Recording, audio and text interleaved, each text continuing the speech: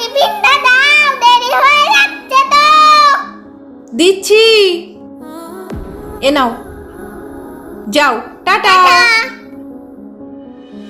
ওমা, জলটা তো দেওয়া হয়নি, জলটা আমাকে দাও। দিচ্ছি বাবা।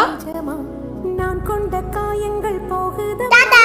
টাটা, ভালোভাবে পরীক্ষা দেবে, হ্যাঁ সোনা? কিন্তু মা তো সব কাজ বাঁ হাত দিয়ে করছে, মায়ের ডান হাতে কি হয়েছে দেখি তো। ওমা, মা, কি হয়েছে, চলে এলি কেন? বল। মা তোমার হাতটা একই তো। এই তো। এটা না, ওইটা।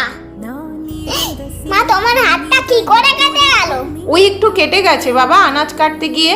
দেখেছো বন্ধুরা, মায়ের হাতে ব্যথা থাকা সত্ত্বেও মা সারাদিন আমাদের জন্য সব কাজ করতে থাকে। লাভ ইউ মা।